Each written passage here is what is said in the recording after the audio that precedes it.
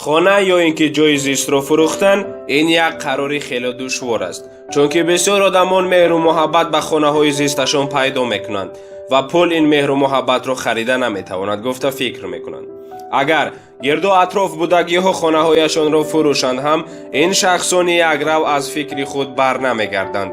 بیایید در این نوار یکی از صاحبان یک روی که از فروختن خانه هایشان دست میکشند تماشا بکنیم. اگر شما با اینجای این نفران می بودید خانه هایتان را می فروختید یا نه در تگ نوار نویسید. دوستان عزیز، اگر با شما چنین نوارها پسند باشد پس تکمچه دوست داشتن را زیر کرده و به شبکه ما ابونه شوید.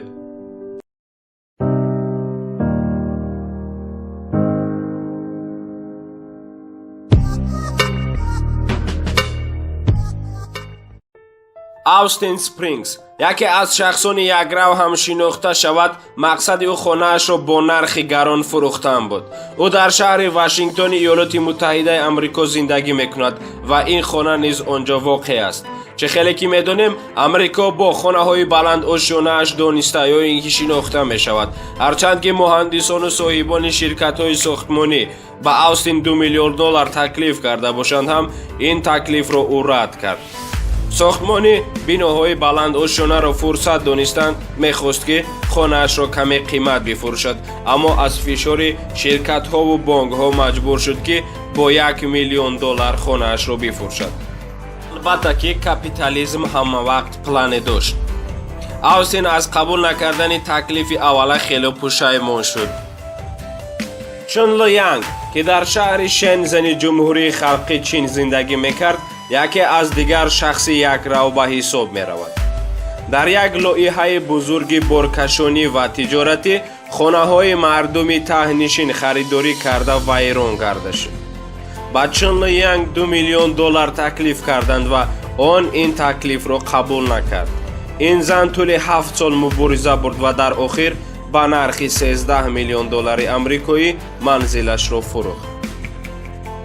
لی یان این دفعه هم یک شخص یک روی چینی است. این خانه باشد در شهر گوانگزو شوان واقع می باشد. در این میدان همه خانه اش را فروخت و لیان باشد خانه اش را نمی فروشد. این خانه تقریبا 167 سال پیش ساخته شده بود و از بابا کلونی یان به او میراث مانده بود. یان فروختن این یادگاری تاریخی را همه وقت رد کرد. شرکت ساختمانی مجبور شد که لایحه را در اطراف این خانه بسازد.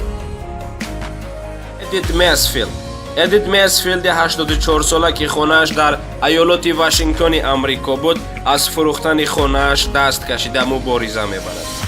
مسفیلد تکلیف $1 میلیون را برای ساختن مرکز سودا قبول نکرده سبب ناامید شدن صاحبان لایحه می‌گردد.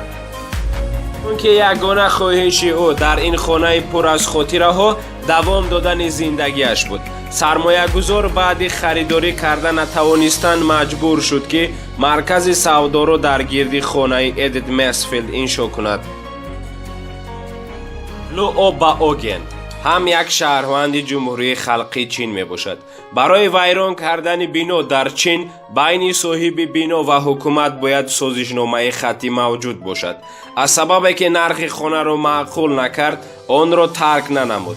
اوگن از تیرزه های بنا تنها نقلیات هایی که به سوی آنها حرکت میکنند میبینند. نقلیات هایی که این راه را استفاده میبرند برای دوام دادن راه باید از اطراف این بنای 5 آشانه گذرند. اینک باز رسیدن به انجام یک نوار دیگر تا نوارهای آینده شاد و پیروز باشد.